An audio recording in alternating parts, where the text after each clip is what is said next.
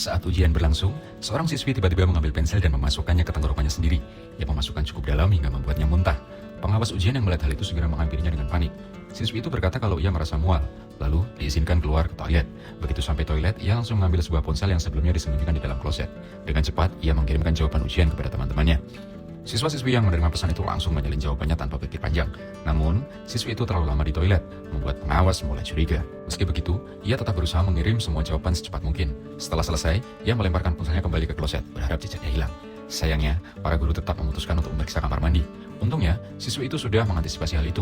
Ia sebenarnya menyembunyikan ponsel cadangan di dalam sepatunya. Saat hendak keluar, ia melihat pengawas datang dari arah depan. Dengan sigap, ia bersembunyi di sebuah ruangan untuk menghindari ketahuan.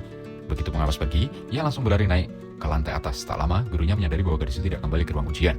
Pencariannya pun dimulai, bahkan pihak keamanan dipanggil untuk membantu.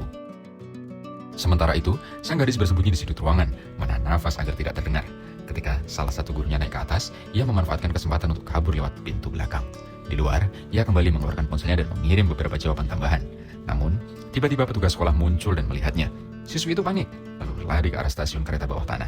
Di sana, ia kembali mengeluarkan ponselnya, tapi petugas sekolah tetap berhasil menyusulnya. Untuk mengelabui, siswi itu menurunkan rambutnya agar terlihat seperti orang lain. Sayangnya, petugas sekolah tetap mengenalinya. Ia terlalu fokus pada ponselnya hingga tanpa sengaja menabrak seseorang. Ponselnya terjatuh dan layarnya retak. Layar sentuhnya tidak berfungsi lagi, membuatnya benar-benar putus asa. Tiba-tiba, ia melihat petugas sekolah berdiri tepat di depannya. Siswi itu langsung berbalik dan berlari, terus berusaha menghindari dari petugas sekolah. Waktu ujian hampir habis, tersisa 30 menit. Siswa-siswi yang sudah membayar untuk jawaban mulai menuntut uang mereka kembali. Teman satu timnya kebingungan harus berbuat apa. Lalu, secara mengejutkan, semua siswa menerima sebuah pesan. Siswi itu ternyata berhasil mengirimkan semua jawaban tepat waktu. Teman perempuannya segera mencetak jawaban itu dan membagikannya ke setiap siswa yang sudah membayar. Namun, bahaya bagi siswi itu belum berakhir. Petugas sekolah semakin dekat.